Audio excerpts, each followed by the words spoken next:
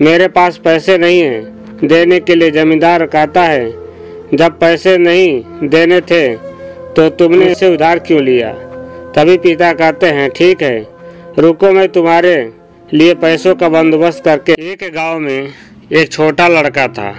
उसके पिताजी थे, लेकिन माँ की मृत्यु हो गई थी। पिता सारा दिन काम करता और अपने बेटे को पाल पोस कर बड़ा करता है। वह सारे सुख अपने बेटे को देता है जो एक माँ दे सकती थी। उस पिता ने कभी कुछ नहीं मांगा, सिर्फ इतना ही मांगा कि मेरे बेटे को कोई परेशानी ना हो। दिन बीतते गए, बेटा पढ़ लिख कर अच्छा जॉब भी करने लगा था और वह शहर में रह लगता है। कुछ दिन बाद वह अपने पिता से मिलने आता है और कहता है, पापा, मुझे कुछ पैसों की ज़रूरत है। मैं चाहता हूँ कि शहर में ही ज़मीन लेकर अपना घर बना लूँ। पिता इस बात को सुनकर बहुत खुश होते हैं। सोचते हैं कि मेरा बेटा एक ना एक दिन नाम करेगा। जिंदगी भर की बचाई हुई पूंजी को निकाल कर अपने बेटे को दे देते हैं। बेटा शहर चला जाता है और उन पैसों से अपना घर बना लेता है। पिता इधर इंतजार करता रहता है कि मेरा बेटा फिर से आएगा, एक ना एक दिन तो मेरे पास अवश्य आएगा। उसके पास अब कोई नहीं जाता था, क्योंकि ना ही अब उसके पिता के पास पैसे थे और ना ही रहने का जगह था। कुछ दिन बाद बेटा फिर लौट कर आता है अपने पिता के पास। पिताजी बहुत खुश होते हैं। लड़का अपने पिता से कहता है, पापा, अब आप दादाजी बनने वाले हैं। पिता को बहुत खुशी होती है। इस बात को सुनकर वह कहते हैं, तू मुझे मेरी बहू और पोता से कब मिलवाएगा बेटा? बेटा कहता है, बस पापा, थोड़े दिन और इंतजार कीजिए। पापा, मुझे कुछ पैसों की ज़रूरत है, क्योंकि आजकल थोड़ा जॉब में मुश्किल हो रहा है और मुझे कुछ दिनों के लिए सस्पेंड कर दिया गया है।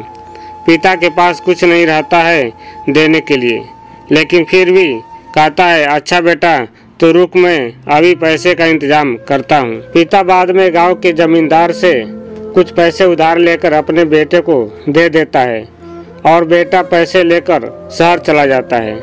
कई साल गुजर गया। पिता सोचते हैं कि अब तो मैं दादाजी बन गया होऊंगा। मेरा बेटा पता नहीं मेरे नाती और बहू को लेकर कब आएगा। फिर सोचने लगे कि समय नहीं मिलता होगा, इसलिए मेरा बेटा अभी तक आया नहीं, वरना जरूर आया होता।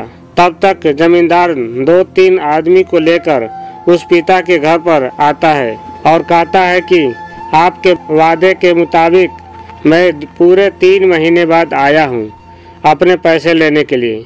पिता कहते हैं, मेरे पास पैसे नहीं हैं देने के लिए। जमींदार कहता है, जब पैसे नहीं देने थे तो तुमने इसे उधार क्यों लिया? तभी पिता कहते हैं, ठीक है, रुको, मैं तुम्हारे लिए पैसों का बंदोबस्त करके आता हूँ।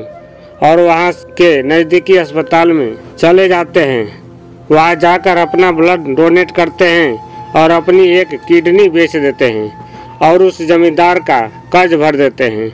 एक पिता की दर्द भरी कहानी।